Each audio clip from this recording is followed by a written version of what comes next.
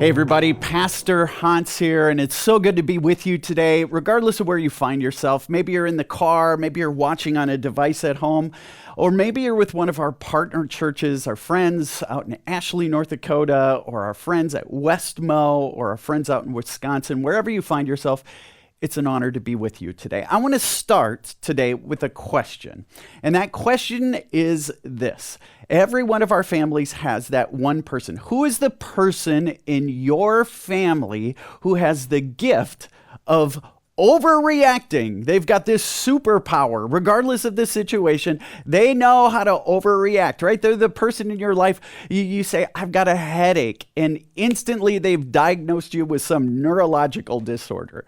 They're the person you say, oh, the check engine light just went on, and they said, stop the car, we're walking, right? They're the person that when they hear a noise in the basement, they're certain it's either a burglar or it's a bear, or maybe it's both colluding, huh? Or the Wi-Fi goes out. They're the ones to say it is the end of civilization, it is all over. Or maybe that overreactor in your family is the one who tried to call you for like 15 minutes, tried to get a hold of you, called you repeatedly, and because you didn't answer your phone, they called the police. Let me tell you, my father-in-law did that very thing with my dear wife when she was in college. She was simply hanging out with her friends, and he called the police who proceeded to raid her apartment building, right? I guess we know who the overreactor is in our family. Right? The overreactor is that person, they catastrophize everything, right? It's the end of the world. The worst case scenario is always going to happen. Well, we can laugh about these things, and we often do. You probably poke fun at that person in your family, but we can laugh about it until there's that moment in your life where panic is sort of warranted. There's that moment where the doctor looks at you and says, you know what, I think we need to do a few more tests. There's that moment where your wife looks at you and says, I just can't do this anymore.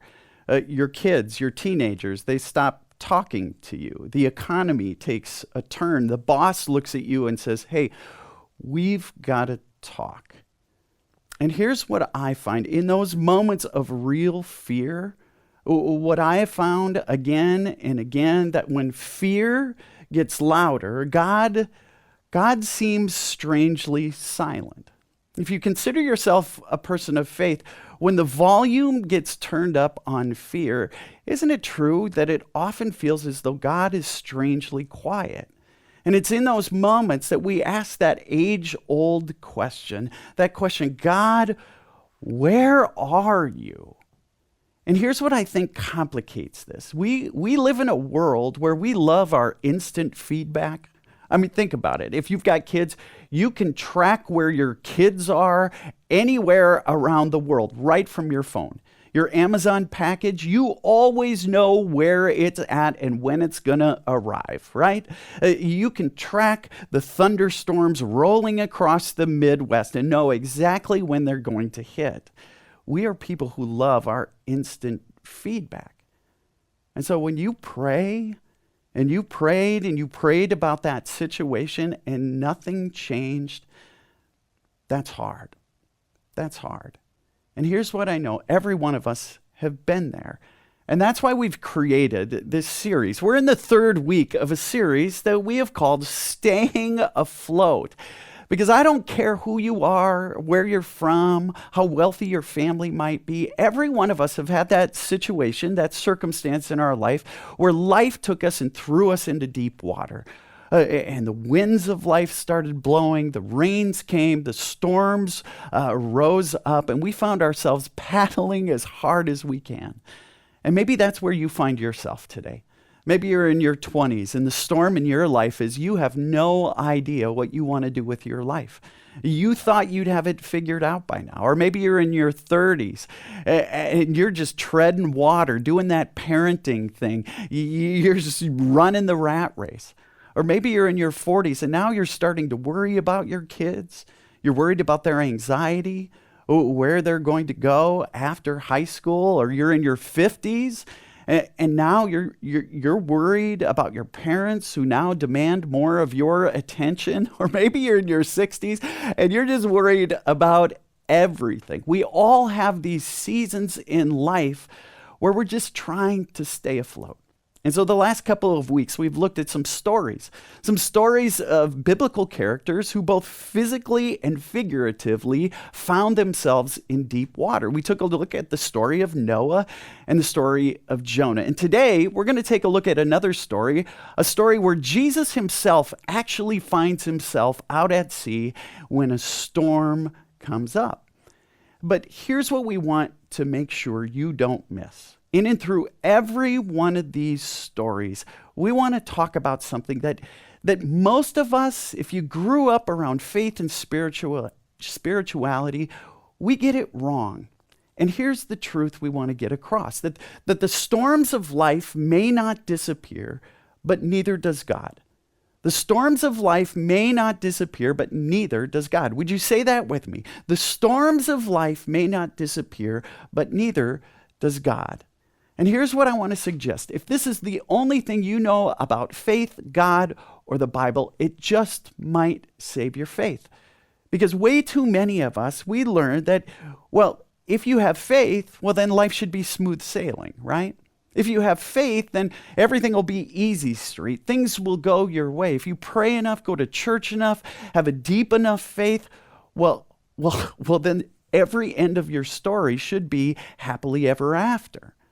But here's the truth, and it's a hard truth, that we have a God who never promises smooth sailing. God never promises that. Instead, God promises something better. God promises to be present whatever rough water you and I might face in our lives. And so today, here's what we want to do. We want to take a look at a story about Jesus that shines a light on this better than any other story I could find in the Bible. Jesus has spent the day with his disciples teaching the multitudes, teaching the crowd. And now it's getting late, it's dark out, and Jesus says, we got to go away. And so Jesus invites them to go to the other side of the sea. They're on the edge of the sea.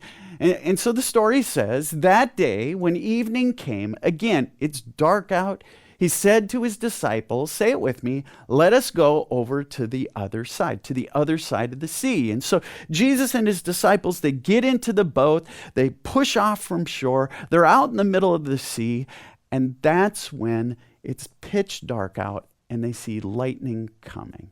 And the story says, a furious squall came up.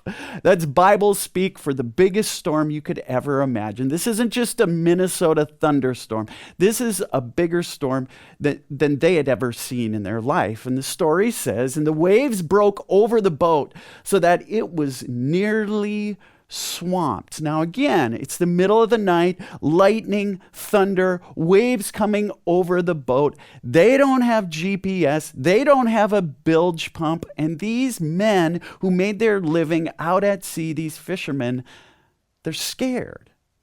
Now, here's what I want you to do. I want to pause here for a minute. And I want you to reflect on a simple little question. Whose idea was this trip? I mean, think about it for a minute. Whose idea was it? Those disciples, they made all kinds of boneheaded decisions and moves. They were the people that fell asleep when Jesus needed them to be awake. Jesus said, go that way, and they went that way. They denied Jesus. But this wasn't their idea. Whose idea was it? It was Jesus. And that should cause you to pause for a minute, to think about how you understand faith and following Jesus.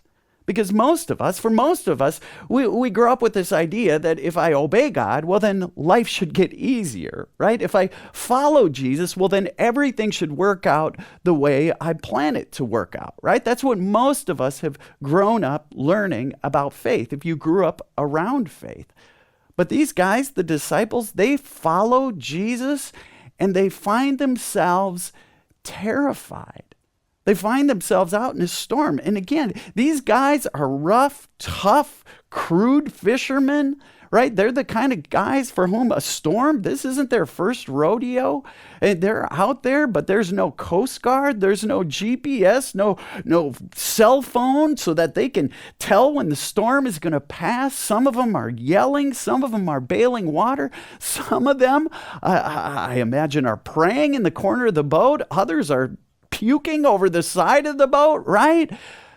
These guys are scared for their life. They think this is it. And that's when one of them, they look around and they go, well, where's Jesus?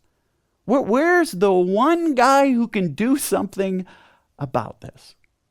And here's what you find. It says Jesus was in the stern. What was he doing? Say it with me. Sleeping on a cushion.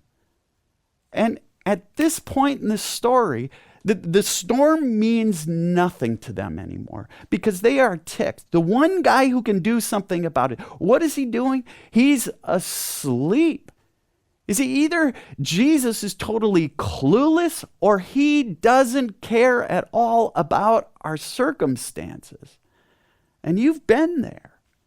And so rather than speaking words of faith to Jesus, they wake him up and they accuse him. It said the disciples woke him and they said to him, "Teacher," say this with me, "don't you care if we drown?" Don't you care, Jesus? You see, in that moment, it reveals that the disciples, their greatest fear wasn't the storm was too big. They knew Jesus. They knew he had the power. Their fear wasn't that the storm was too big. The disciples' greatest fear was that Jesus, he didn't care. And you've been there. God, don't you care? Don't you care about that MRI, that it came back, that the test was positive? Don't you care that my wife walked away? God, don't you care that the job dried up? Don't you care that I've been trying, and yet I'm still so anxious? God, don't you care that my friend, that person I love, that I had to bury them? God, don't you care that I pray and pray? I've been praying about this situation, but nothing's changed. God, don't you care? You see, notice what the disciples don't ask. They don't ask Jesus, "Can you stop the storm?" Right? They don't ask, are you powerful enough? What's their question? Their question is, Jesus, don't you care? And man, don't we know that question all too well? Or to put it another way, the question is this: God, are you present? Again, can we be honest for a minute? I know every Sunday when we gather for worship, I know that there are some of you who are here just simply because, well, you want to keep the peace, right? You're here because your wife or your husband, they sort of guilt you into coming to church and you just want to keep the peace. Or there's others of you that maybe you're coming to church because you're here for the weekend and you're staying with your really religious aunt, and your aunt always goes to church and you don't have the heart to tell her you walked away from faith a long time ago, and so you're here. And here's what I want to suggest. Just maybe the reason you walked away from faith is because this was your question. Your question was, if God cared, why didn't God stop it?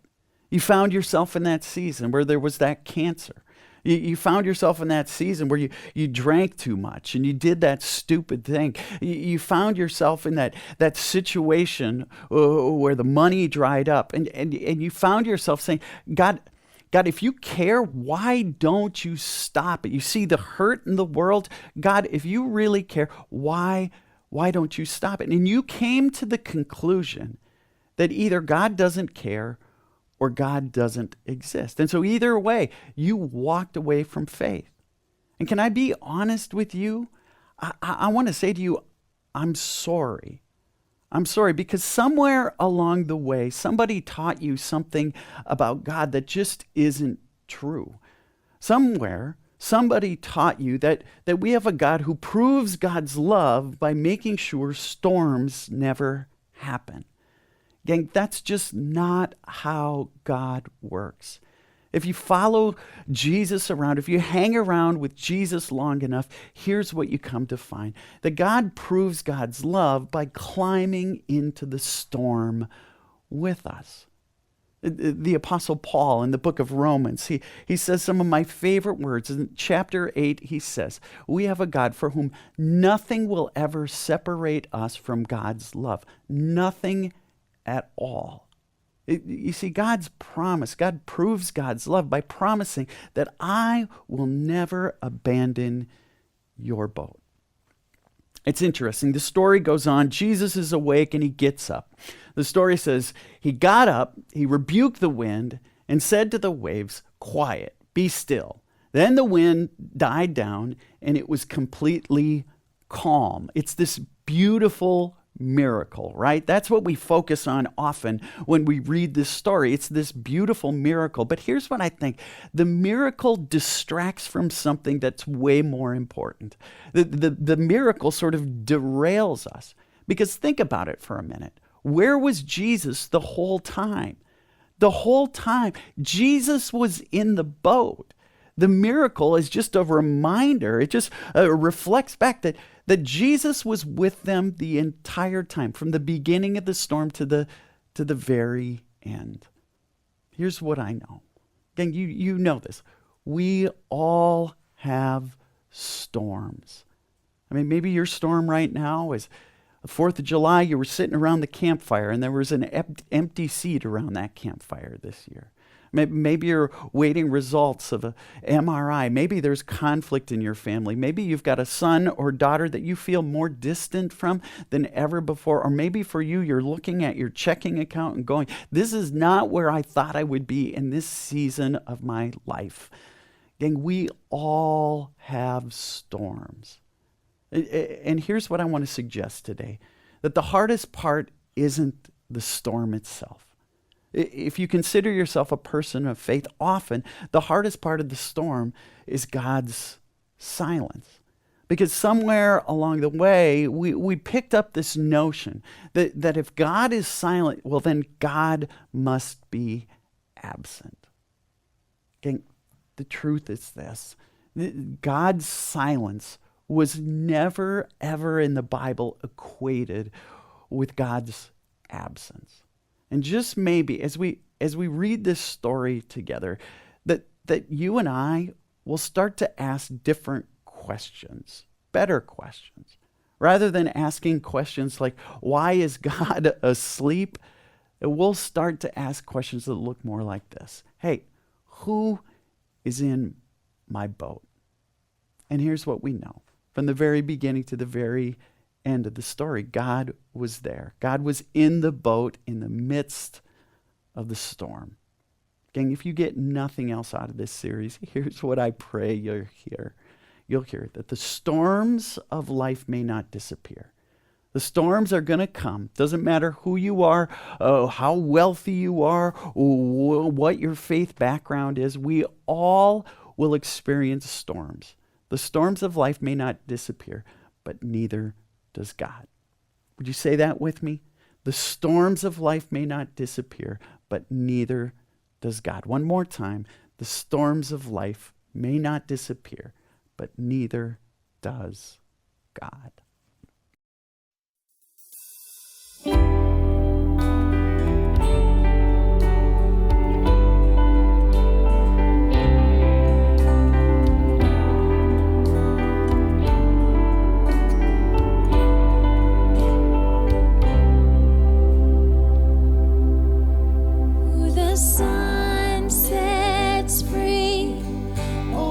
Free indeed.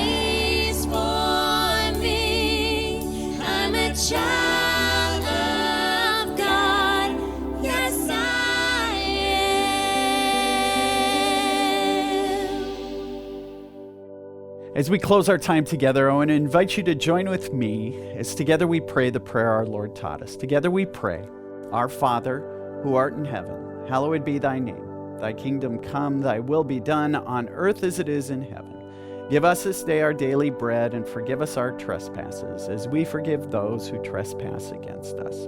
And lead us not into temptation, but deliver us from evil. For thine is the kingdom, and the power and the glory forever and ever.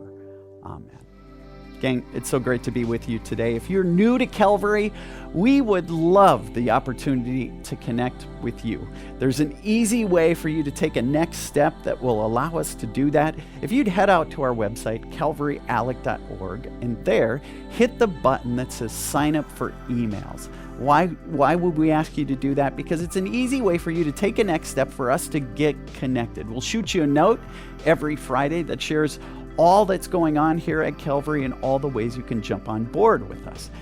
Before you go today, there's one more thing. I want to introduce you to two of my friends, Michelle and Tracy, who are going to share this week's Calvary Top 3. Hi, Calvary. My name is Michelle Christensen. And I'm Tracy Gray. We're so glad to be here with you today. My husband Mark and I have been connected to Calvary since 1994, and we have 3 grown kids, all of whom were involved in Calvary's programs when they were younger. And now our granddaughter just graduated from Calvary's preschool. I've been connected to Calvary for a few years, and Michelle and I have been longtime friends. In April of this year, we got to do something really special together. We traveled with the Calvary mission team to Costa Rica with Bricks to Bread International. More on that in a minute. At Calvary, our mission is to lead all people to a lifelong faith in Jesus Christ. And today we've got 3 ways you can be part of that this summer. Head to calvaryalex.org and click the top 3 button for all the details. Number 1, baptism. A baptism is one of those moments that brings a church family together. It's a public acknowledgement that faith was never meant to be lived alone, that we're naming God's promises and making promises to one another too. My kids were baptized here at Calvary, and watching that happen in this community, surrounded by people who meant it when they said they'd walk alongside our family, that stays with you. Baptism happens here at every stage of life. Babies, kids, adults, all are welcome. And this August, Calvary is offering something unique, a baptism service in the lake. It happens on August 16th on the shores of Lake Carlos following Calvary at the lake. If you've been thinking about baptism for yourself or someone you love, this summer is a beautiful time to take that step. Visit calvaryalex.org and click the top 3 button to learn more and sign up. Number 2, VBS, Vacation Bible School, is next week, and we need you to do 2 things right now. First, if you have kids or grandkids, you should be there. Get them registered. VBS is free and open to the entire community, and you won't want to miss it. I volunteered last year and brought my granddaughter with me. I want to tell you, watching her experience VBS for the first time, while I got to be there right alongside her, it was truly the best. Sure, VBS is for kids, but honestly, the volunteers get just as much out of it. It takes nearly 200 leaders to pull it off, and there is truly a role for everyone. Any day during the week counts. Even just one day makes a real difference. Register your kids, bring your grandkids, invite your neighbors, and sign yourself up to volunteer while you're at it. Head to calvaryalec.org to do all of that. And number 3, this one involves fresh bread. Do I have your attention now? Next week, Calvary's VBS kids are volunteering and getting a hands-on introduction to Bricks to Bread International, the nonprofit Tracy and I traveled along with this spring. Bricks to Bread helps build brick ovens for families in rural Latin America, giving them a sustainable income and gathering place that brings their whole community together. We saw it firsthand in Costa Rica, and it is remarkable work. During VBS, kids will help make bread dough and learn about this mission in a really tangible way. And then on Sunday, August 2nd, you get to taste it. That VBS bread project becomes wood-fired pretzels, available to sample after worship at both services. It's a small taste of something much bigger. Come hungry and come ready to learn more about what God is doing through this partnership. Thank you so much for being here today, Calvary. Get baptized in the lake, register for VBS, and save room for a pretzel on August 2nd. Head to calvaryalex.org for everything you need. Have a wonderful week. As we close our time together, we're going to close the way we always do. We always pause here at Calvary to give thanks for all the blessings in our life. But while we do that, we also pause to offer you an opportunity to give back to God. You can make your offerings today in any of the ways on the screen.